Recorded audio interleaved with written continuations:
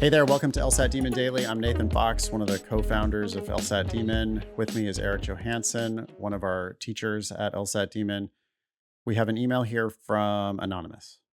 Anonymous writes, I just finished my undergrad at UCLA and will be taking a gap year starting in July to work in Big Four accounting to earn my CPA license. I finished with a 3.95 UGPA, which LSAC has recalculated to a 4.07. Nice. Took my LSAT twice, getting a 160 the first time and then a 172 last November. I would be applying this coming fall. I was wondering if you think I should continue studying and potentially retake the LSAT and try to get into a more realistic range for acceptance into scholarships across the T14. Additionally, I'll be studying for my CPA exams between now and the end of this year and was hoping to talk about this in my application, even though I would hear back on my exam scores, or I wouldn't hear back on my exam scores until November. Would talking about this even make sense without having passed the exams? Or should I take another gap year and then apply in 2025? Thank you for all your help. Love the podcast. Best, Anonymous. First off, I would say reference recent episodes on gap years. Basically, we very rarely see any reason not to take a gap year. Yeah, gap years are always good, never bad. Schools are increasingly interested in employability because the US News rankings this last year started weighting pretty heavily employment statistics of each school. So they want to get people who are not just, LSAT and GPA, but who are employable. So yeah, gap years, especially when you're accumulating good work experience, indicates that you can get a job and hold a job. That's good. That's something that they're interested in. What do you think about this 172? Stand on 172 or get greedy? Well, what do your practice test scores indicate? If you can score a few points higher, I don't see why you wouldn't go for a few points higher. That said, the scholarship estimator is already showing full tuition scholarships in the top 14. A lot of them, and even showing stipends in the top 14 with that high of a GPA and a 172. It can only help you to score higher. And, you're, unless 172 is like the top of your range, if 172 was the top of your practice test range and you're not going to do anything different for prep, then I don't think you want to take it again.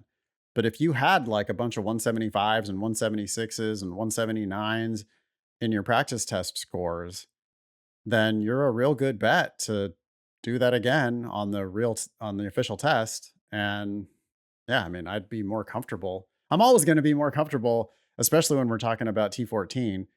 You're always going to be more comfortable with a few more LSAT points. That's never not true. Agreed. So the question is more, can you do it or not? What about this CPA question? Studying for CPA exams, but won't hear back on that until November. Do you mention that on your applications that you're pursuing that? Execution is everything. I'd have to see why it is that you're hoping to talk about it in your application. There's some reason why you want to talk about the CPA exams. I don't know why that's relevant. I don't know what case you're making for yourself to go to law school. I mean, you're going to talk about working in Big Four accounting. That's I'm sure you need to focus on Big Four accounting. That's a big deal. That's going to mean a lot. That says a lot about your employability. Mentioning the CPA exams while you're there working in the Big Four accounting, sure, fine, great. But I mean, I'd like to hear, what are you accomplishing in this Big Four accounting firm? And I don't really care that much about your CPA exam results. I don't feel like that's a necessary thing. I'm sure you're going to study hard for them. I'm sure you're going to pass. And, if you waited a little bit, you'd be talking about how you are a CPA and it would be on your resume that you're a CPA. And that would be an additional feather in your cap. So, yeah, I mean, taking another year is never a bad idea. I don't think it's necessary here, though. It's just, do you want to try for a few more LSAT points? And there's good reason to do so. I mean, you're a great applicant. I'm sure you're going to get attractive offers, even in the top 14. But are they as good as you would have gotten if you would have scored a 176? Never know. You'll never know unless you apply with the 176. So I would probably just default back to, if you think you can score a few points higher, why wouldn't you just be over prepared and just show up as a slam dunk, no brainer for all of these schools? Yeah, that way you can apply, and a year or two from now, you're not looking back asking, what if? Yeah. Yeah. I agree. Cool. Thanks, Anonymous. Email daily@lsatdemon.com if you'd like to ask us a question or share some LSAT or law school admissions news. Thanks for listening.